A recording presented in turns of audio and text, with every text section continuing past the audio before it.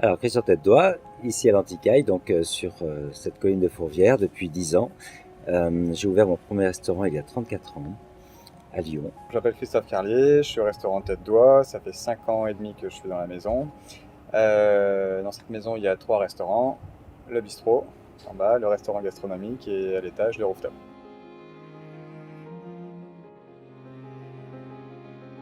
On prenait que les beaux morceaux et que les belles choses et que les beaux produits où il y avait zéro défaut. Pas, sur une pomme, il n'y avait pas un pet, elle était toute nickel, tout allait bien. Et ce qui n'était pas joli, ben, ça partait à la poubelle. Pour les viandes, c'était pareil, on prenait les beaux morceaux. Sur un poisson, on prenait que les beaux morceaux. Et moi, ça m'a un peu dérangé, choqué. Plus les années passent, plus on constate qu'on a de moins en moins d'aliments et plus on est nombreux. Et donc du coup, ben, plutôt que de se dire on va changer notre alimentation en mangeant des insectes ou en faisant je ne sais quoi, pourquoi pas utiliser la totalité des produits qu'on consomme et consommer tout ce qui est à consommer, quoi, plutôt que de jeter.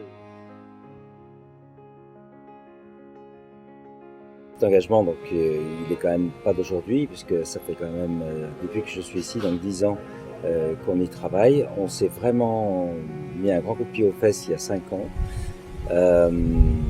parce que j'ai senti que c'était important pour moi d'abord de le faire, et puis je sentais aussi que les gens en avaient besoin. La clientèle est de plus en plus en demande de transparence sur ces sujets, et ça me paraît bien légitime. Et je crois que les chefs ont un rôle sociétal important aujourd'hui et qu'ils doivent prendre la parole sur ces sujets très sensibles et participer à faire changer les mentalités. Les gens veulent vivre une expérience client de plus en plus pertinente, et donc ils posent plein de questions justement sur les sourcils, sur les démarches qu'on entreprend.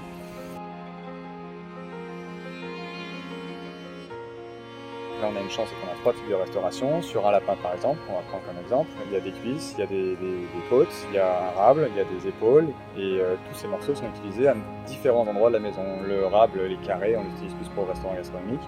On fait des terrines pour le bistrot, et pour l'étage, on fait un sauté de lapin, par exemple. Et là, on jette rien, parce que même les carcasses, elles sont utilisées pour faire des jus. Si une pomme a un pet, si une fraise est un peu talée, bah, on fait une confiture ou on fait une compote. Même si on a la possibilité, enfin le besoin pour une recette de tailler 5 jolis rectangles d'un poivron, le reste on ne met pas à la poubelle. On peut très bien en faire une ratatouille ou autre chose, ou un coulis de poivron, mais on ne jette rien. Parce qu'aujourd'hui, il faut qu'on arrête de tirer sur la terre. Il faut d'abord avec les bons gestes qu'on arrive à lui redonner un peu de ce qu'on lui prend, avec la gestion des déchets organiques.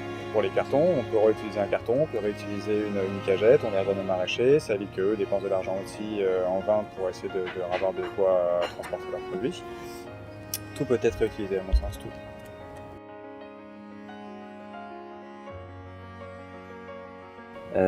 Ce qui n'est pas toujours facile à faire pour certains confrères, mais j'ai envie de dire, l'important c'est qu'ils s'y engagent et qu'ils fassent un petit pas tous les jours. Moi je vais être honnête, j'ai mis 10 ans. Pendant les 5 premières années, j'ai tatillonné, et il y a 5 ans, je me suis vraiment mis dedans à fond. Ça prend du temps, ça coûte de l'argent. C'est vrai que tout le retraitement des déchets et tout l'engagement qu'on fait, j'ai estimé à peu près à 40 000 € de coût pour l'entreprise par an. C'est pas anodin, mais si on est un cuisinier responsable et un père de famille responsable, on ne peut pas continuer. Moi j'ai la chance d'être déjà grand-père. Je pense souvent à la petite fille et je me dis, je vais pouvoir me regarder dans une glace et dire, je ne vais pas te laisser une poubelle quand tu seras grande. Il faut que tu puisses vivre dans une terre qui est enfin soignée, parce qu'elle a quand même été blessée pendant longtemps, donc à nous de la soigner, et c'est possible.